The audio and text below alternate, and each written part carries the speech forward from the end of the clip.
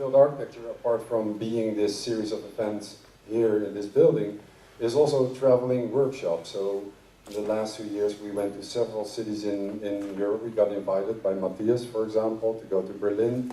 We went to Sofia, we went to Skopje, but we also went to Nottingham Trent University to look at the Lenten flats. And on Facebook we saw someone indicating that he was coming from Nottingham to be here. So I thought it would be nice to ask him on stage, and also to maybe to respond to Matthias's impression of the workshop we did. Where are you? Paul MacMahon, right? Hopefully I pronounced it correctly. MacMahon. I've been trying this for a year now, but it doesn't work. I'll show you some images, just quickly, of the two sides next to each other. So on the left hand you see Nottingham. That's one of the buildings. I guess there are 6 of them.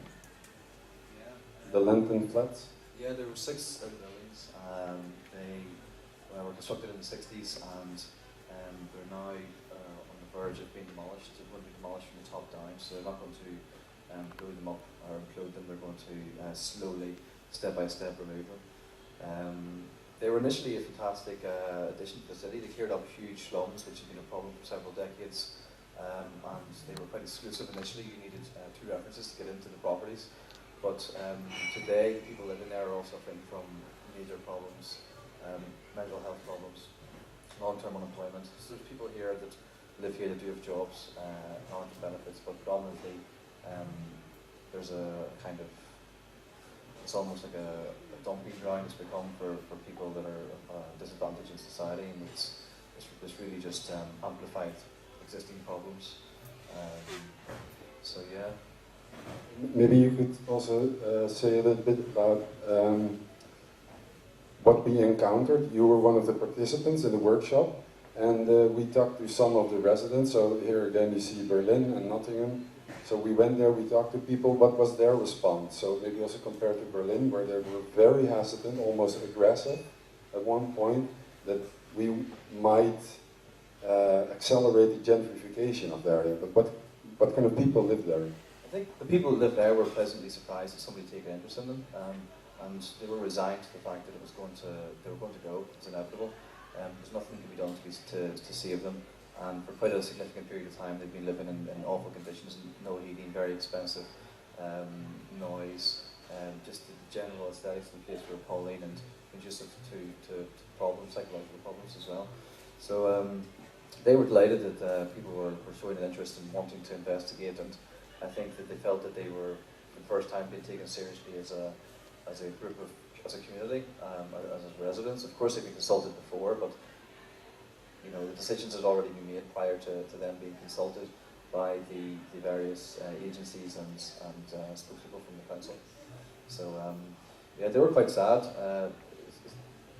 The fact that the flats are being taken down one floor at a time is a kind of cruel finale for these residents, because they're all still housed there. So only the ones that have been moved out are the ones in the buildings which are being taken down now. So residents of 5 blocks are watching the slow demolition or slow eradication of their whole livelihood, their whole upbringing and their community. And it wasn't a very pleasant place, but it's still a home for hundreds of people.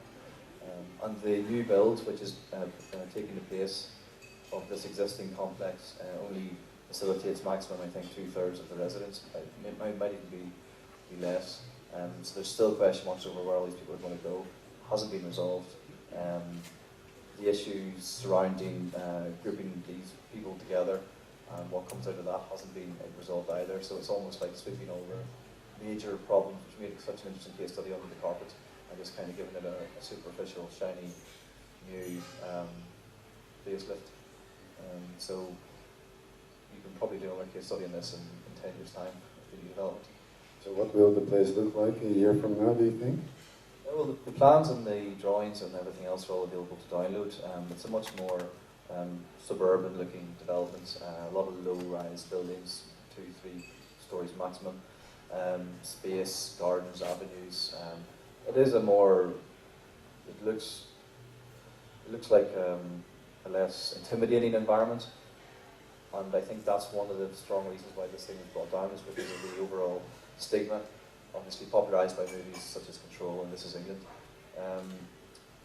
But again, like I said, it's almost a superficial response. It's not going to change those fundamental problems which made this place such a, well, which gave it the stigma in the first place. It's not just the aesthetic. Thanks for coming, and hopefully you can stay with us tonight. So this was the, this was the first half. There were quite some extremes, from embracing dystopia to embracing utopia, demolition, redevelopment. Hopefully we can continue the discussion after the break. We'll have the editors-in-chief of FA10 volume magazine and Arcello, an online magazine. And after that there's Olebama. So we'll be back in 50 minutes here. The bar is open, as is the terrace.